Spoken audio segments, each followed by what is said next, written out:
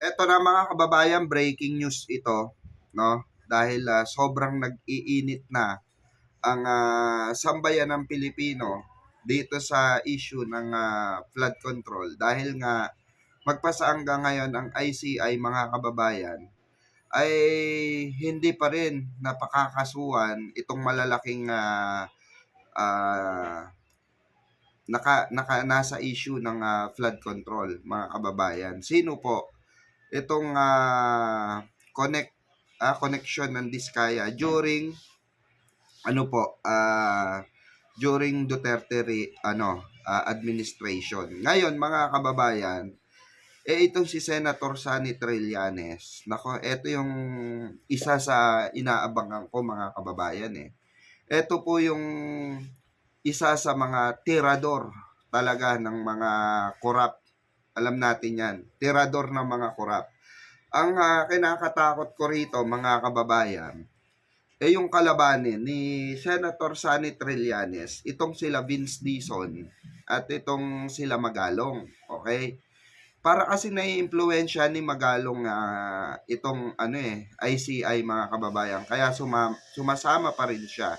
Ngayon, itong si Vince Dizon ay parang nawawala na nga po daw di umano yung kredibilidad nito para maghawak ng sa ICI.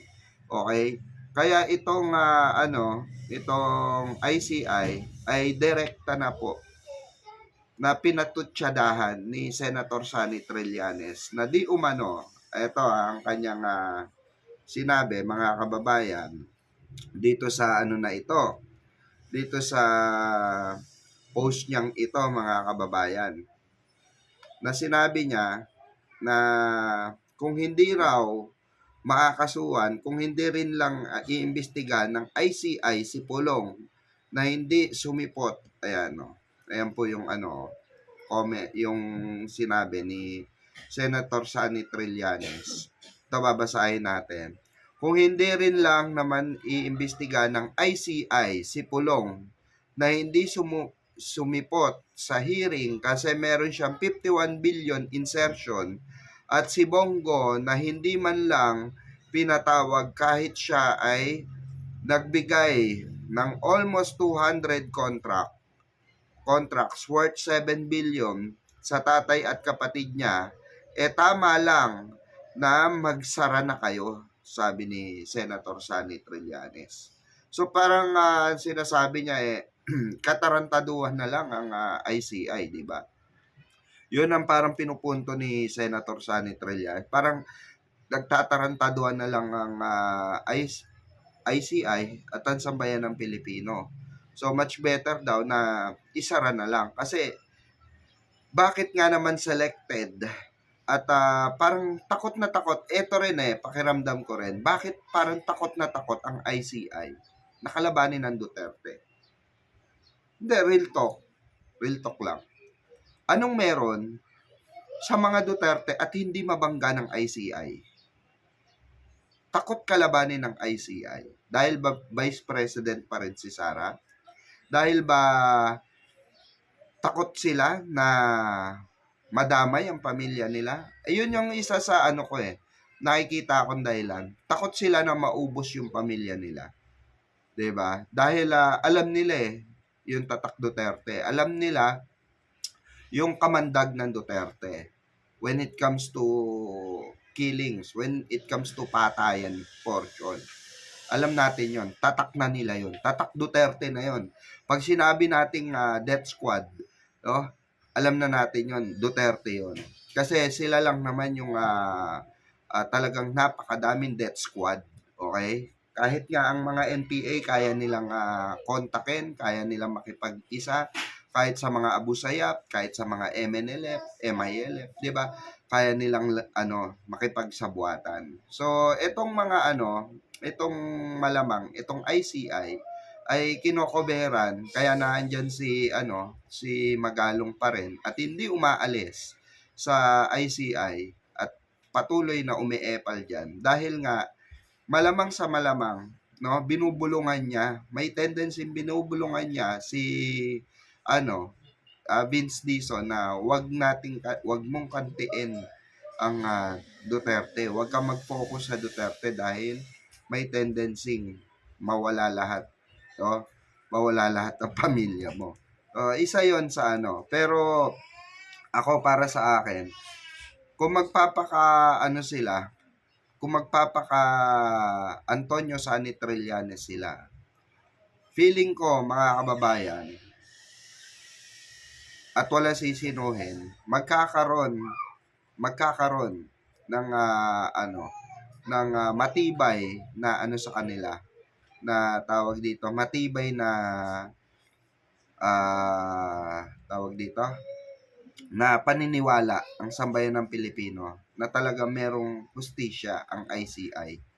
Kasi mga kababayan, isa pa sa mga kine-question nga rin ng mga kababayan nating Pilipino, itong kay Romualdez, bakit iniiwasan din si Romualdez? Si Zaldico okay na eh. Bakit si Romualdez iniiwasan? Alam naman natin na isa si Romualdez sa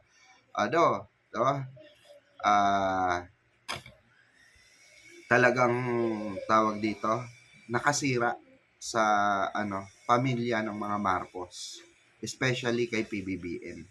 Dahil di umano nga talagang nanamantala sa kanyang posisyon at naging inisip niya yung pagiging nag-take advantage siya dahil pinsan niya ang pangulo, 'di ba? So dito mga kababayan, nagkakaroon ng conflict pagdating sa tiwala ng taong bayan sa ICI, 'di ba? At ito namang kay Chis Escudero rin, na nagtataka sila bakit wala nga rin naman kinakaso kay Chis. Bakit magpasa hanggang ngayon safe si Chis Escudero? Bakit magpasa hanggang ngayon ay hindi pa rin nakakasuhan itong mga ito? Tulad ni Bongo na never di umano ayon kay Senator Trillanes na never inimbitahan at hindi gumawa ng aksyon ang ICI, no, para ipatawag ang kampo ni Bongo or bigyan ng tawag dito, bigyan ng authority ang ombudsman na kasuhan si Bongo, 'di ba? At ilatag yung ebidensya sa ombudsman. Alam naman natin na may hawak na ang ICI. Yun yung hindi maintindihan ni Senator Sani Trillanes. Kaya po, dahil wala na siyang tiwala sa makatuwid, si Senator Sani Trillanes, wala na pong tiwala dito sa ICI. Parang siya na nga po ang magkakaso. Ayon mismo yan sa Bilyonaryo News, no? Na siya na po ang magkakaso kay Pulong at sa iba pang sangkot dito sa malawakang insertion na ito. Okay? Dahil po napagod na siguro si Senator Sani Trillanes, 'di ba? Kaya po siya na po yung aaksyon. Ito yung mahirap mga kababayan. Ito yung kinakatakot ko sa totoo lang. Mas natatakot ako kung maglalaban si Senator Sani Trillanes at ICI rather than sa ICI versus Duterte Black. Kasi alam nyo, pagka si Senator Sani Trillanes ang gumalaw, okay? Pag siya ang gumalaw, sigurado may kalalagyan ang may kalalagyan ng mga taong ito, especially si Vince Dizon. Dahil siya yung kilalang diyan, no? Siya yung kilalang diyan, humahawak sa ICI. So, possible mga kababayan na makalaban talaga ng ICI, especially ni Secretary Vince Dizon, itong si Senator Sani Trillanes. Maniwala kayo sa akin, mark my word. Pag nangyari ito, mas lalong iiyak si Secretary Vince dahil lahat ng baho niya kakalkalin ni ano, lahat ng kabahu-bahuan ng pamilya at lahat ng kayamanan ni Vince Dizon malalantad yan. May lalantad yan ni Senator Sonny Trillanes. Dahil bakit po? Dahil dito sa gigil ni Senator Sonny Trillanes na meron namang ebidensya na nailatag na, bakit hindi pa kasuhan? Bakit hindi pa nga naman i-pursue na kasuhan itong Duterte Black? Kasi ang napapansin ng lahat, especially ni Senator Sonny Trillanes, alam na in the first place, alam naman yung 51 billion insertion ni Digong, okay, o ni Pulong nung panahon na ng tatay niya, alam natin mga kababayan na harap-harapan yun. Yung 51 billion na yung harap-harapan yun, mga kababayan.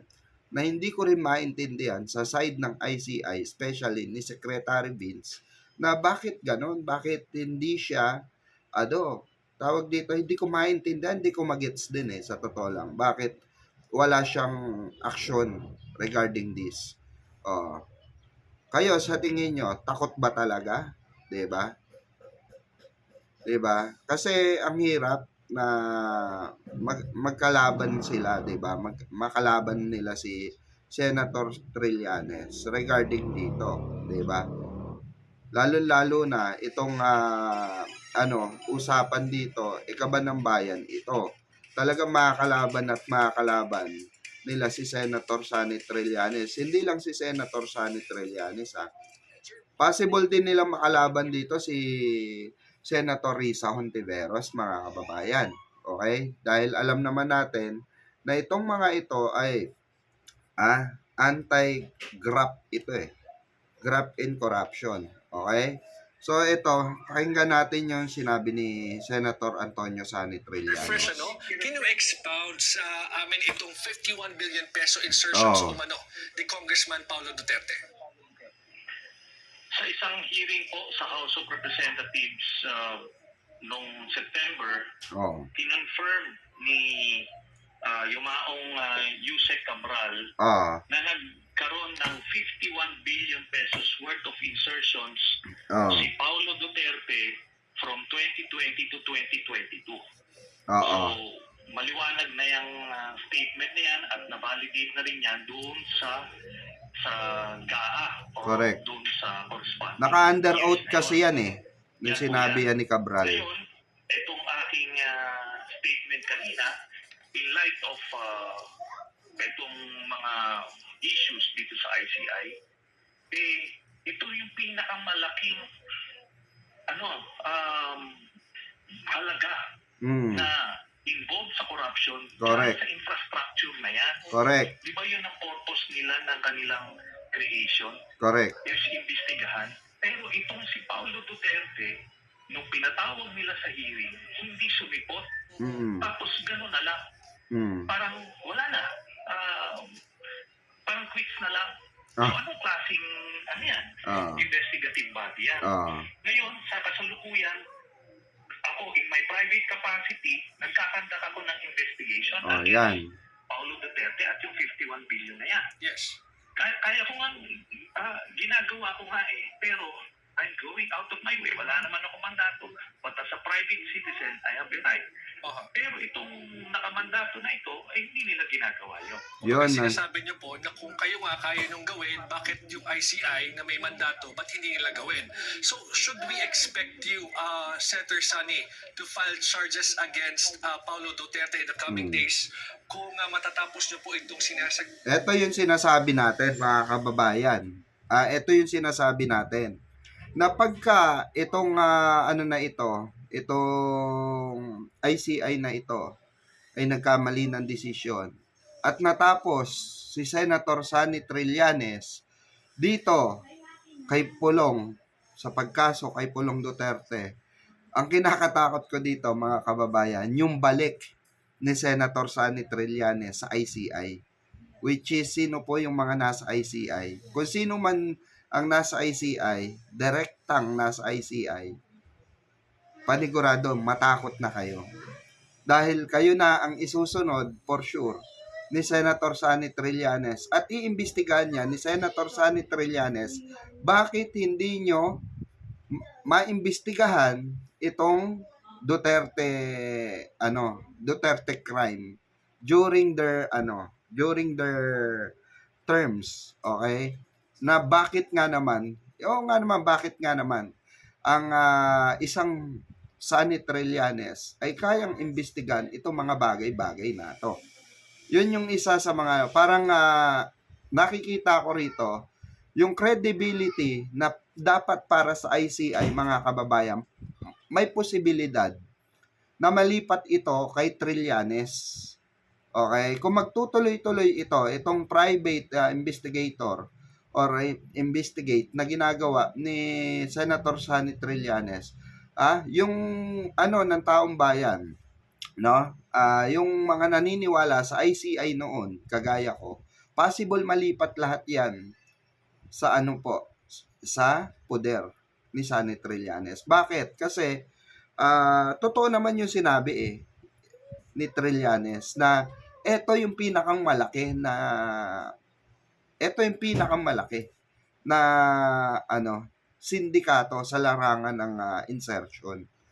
Na bakit nga naman parang quits na, parang wala na, hindi na inaasikaso ng ICI. Bakit parang biglang umiwas ang ICI kay Pulong Duterte, 'di ba? O tuloy natin. Gawa ninyong personal na effort para mag-investigate. Yes, sa January natin ipafile ito. So, pinapaspasan na namin ito. Marami kasi ito eh. Oh. At ito, ang very clear dito, kinumpirma mismo ni Paulo Duterte na meron siyang at least 49 billion. Sinabi na 49 billion daw ito, completed daw ito lahat. Ngayon, titignan natin. Alam nyo, itong DPWH, yung mga inspektor ng ICI, ang dami, pati PNP, AFP, wala man lang sumilip dun sa distrito ni Pulong Duterte. What Yun do you yung mahiwaga dito. What do you think is the reason behind that, Senator Trillanes? Is either takot or kakampi nila. Ayun. Nabanggit mo unang-una na Ayun, nako, kabahan na kayo, Vince Dizon. May pinupunto na si Senator Sonny Trillanes. Either totoo ito, valid itong sinasabi ni Senator Sonny Trillanes na either takot na maubos ang pamilya nila or kalyado. Okay? Yan yung isa sa mga kahit ako naguguluhan ako, ano nga bang meron sa Duterte at parang ano bang hocus pocus diyan? Kasi lalabas at lalabas 'yan. Remember mga kababayan, ang lahat ng katarantaduhan ng Duterte, lumabas po 'yan. Naisa publiko po 'yan. Ngayon, ang kailangan na lang talaga is legal complaint. Which is sabi nga ni Senator Trillanes na nasa kanila yung mandato. Sila yung nasa mandato. Bakit hindi makasuhan? Nandiyan naman na lahat ng ebidensya. Dito sa tono, narinig nyo naman yung tono ni Senator Sonny Trillanes. May patutsada na.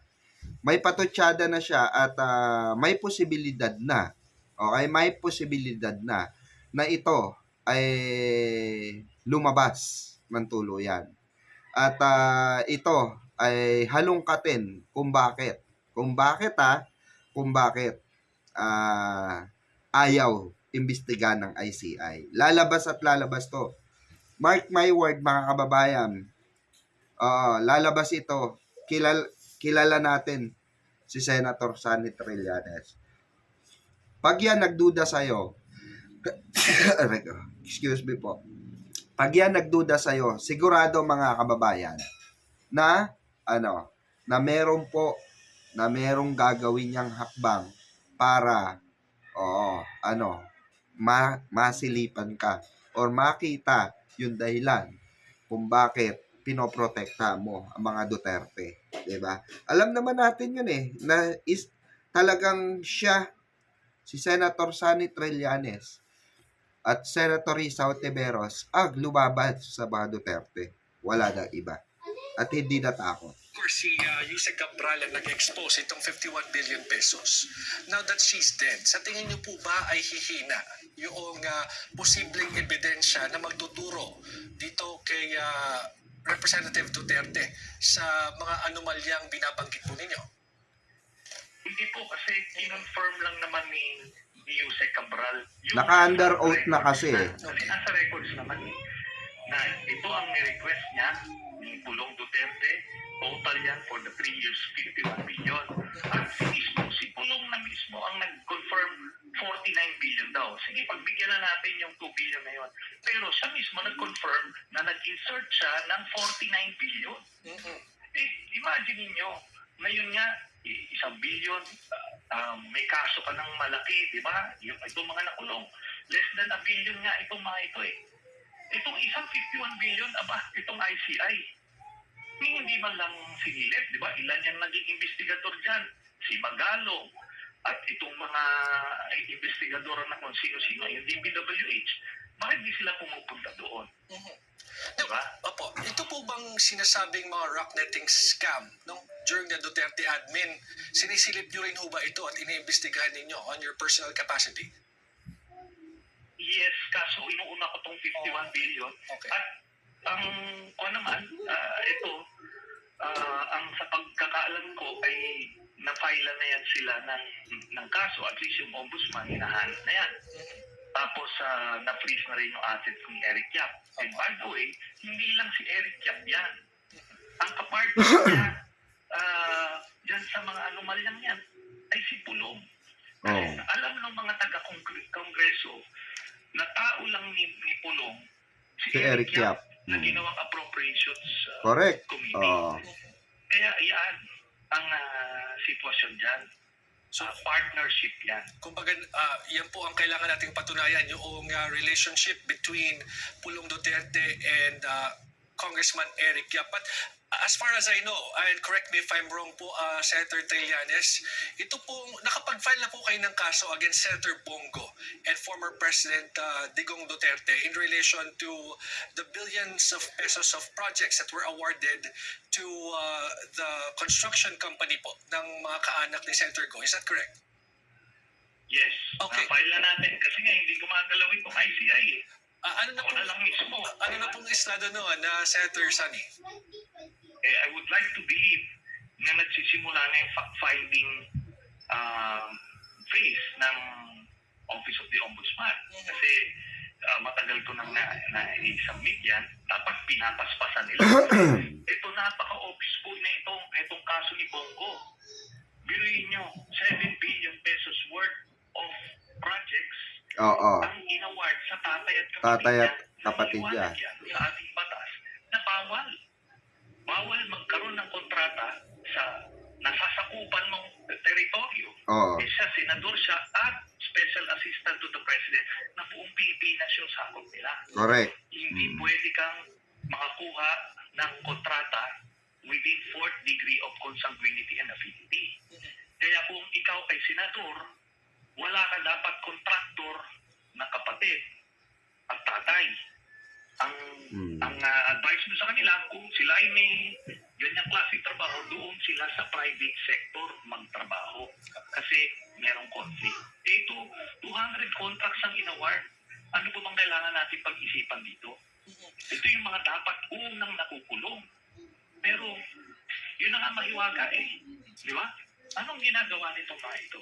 Now, Senator Sunny, nakuha namin itong list ng umano'y DPWH leaks kung saan nakalista as a 2020 proponent sa DPWH budget proposal sa NEP, itong si Congressman Paulo Duterte. The total reached 764 million pesos, which is far from the 51 billion peso insertion allegations. What can you say about this po?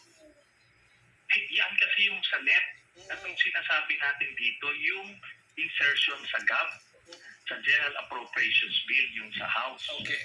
Tapos eventually sa BICAM. May proseso po yan eh. Yung mga sinasabi nila ngayong DPWH leaks na yan po yung sa National Expenditure Program. Okay. Requests. Kita nyo, Oo. anong taon po yan? 2020. Baka 2020, o biruin nyo, doon nagsimula. Pero nung nasa house na, lumobo ng billion-billion na yan. Kaya nga, pag tinotal mo, 2020 to 2022, doon sa distrito ni Pulong, maliwanag mo naman yan eh. Makukuha natin yan sa DPWH at sa DBM kung magkano ang na-allocate na pondo ng gobyerno sa distrito ni Pulong from 2020 to 2022. Pag tinotal mo yan, 51 billion po. At kinumpirma na nga ni hindi lang ng dokumento, pati mismo si Jose Cabral. At si Pulong mismo, umamin siya. 49 billion daw. Well, speaking of Yusek Cabral po, kasi syempre pinag-uusapan itong files na hawak ni Congressman Leandro Leviste, and I'm sure you are monitoring this. Ano ho ba ang... Ayan, saka na natin yan kay Leviste. Okay, ibang topic natin yan. Pero eto nga, mga kababayan, no, malinaw sa sinabi ni Senator Sonny Trillanes na pinaparating sa atin na sambayan ng Pilipino na tayo mangialam in terms of legal action, in terms of questioning the ICI regarding on this matter, 'di ba? Itong 51 billion insertion na na-allocate nito ni Pulong sa budget, no, sa GAA nung panahon ng kanyang tatay, 'di ba? At questionable talaga ito, napakalaking question ito. Pero kagaya nga ng sinabi ni Senator Sonny Trillanes, nakakapagtaka talaga. Kahit ako nagtataka ako. Kahit kay Bongo nagtataka ako. Anong meron sa mga ito? At ilag na ilag ang ICI. Ito, marami pa tayong aabangan dito, mga kababayan. Dahil 100% sure ako, lahat ng nasa ICI, aniwala kayo, lahat na nasa ICI, pag natapos si Senator Sonny Trillanes kay Pulong Duterte, lalabas yan. Lahat ng baho, lahat ng alingasngas, lahat ng itinatagong kayamanan ng mga namumuno or nag-iimbestiga na tao sa ICI, lahat ng kayamanan niya, maniwala kayo, lalabas yan. At mas nakakatakot yan. Ako na nagsasabi sa inyo, mas nakakatakot kalaban si Senator Sonny Trillanes rather than sa mga Duterte. Dahil tandaan natin na si Senator Sonny Trillanes lang ang nagpatiklop sa pamilya ng Duterte. Na magpasa hanggang ngayon, ang Duterte ay iniiwasan si Senator Sonny Trillanes. At walang patutsada ni Kutiting na patutsada or sagot ang Duterte siblings pagdating kay Senator Sonny Trillanes. Even ang Duterte Black, wala silang patutsada or wala silang masabi kay Senator Sonny Trillanes dahil alam nila sa sarili nila na sukol sila ni Senator Sonny Trillanes. Okay? So hanggang dito na lang muna, mga kababayan, ang ating video. Kung nagustuhan mo ang ating video ngayon, paki-like and share po, no, sa ating mga kababayang Pilipino para makarating po sa kanila yung ganitong klase ng balita, no, especially sa ICI, no, maiparating o maitag nyo ito sa ICI dahil babala na ito sa ICI na sabi nga sa pelikula, no, puno na ang salop, kailangan ng 'di ba, salukin. Okay, kapag puno na ang salop, 'di ba? So, maraming salamat, mga kababayan, mga ka-BBM, at maraming salamat sa lahat na sumusuporta sa adhikain ng ating mahal na Pangulo, sa mga ginagawa ng ating mahal na Pangulong si PBBM, dahil patuloy po ang ginagawa ng ating mahal na Pangulo na pagtugis sa mga may sala, no? Pero ito ay nakasalalay pa rin sa ICI kung meron silang papaboran o hindi. Pero sana, no, matukoy at maparusahan pa rin yung mga taong may totoong, 'di ba, may mga kasalanan. At siguro naman di papayag ang ating mahal na Pangulo, definitely, no, 100% hindi papayag ang ating mahal na Pangulo na may kikilingan ng ICI. 'di ba? Maraming salamat at mabuhay po kayong lahat. Mabuhay ang ating bansang Pilipinas, mabuhay po ang ating Pangulong si PBBM. Maraming salamat po.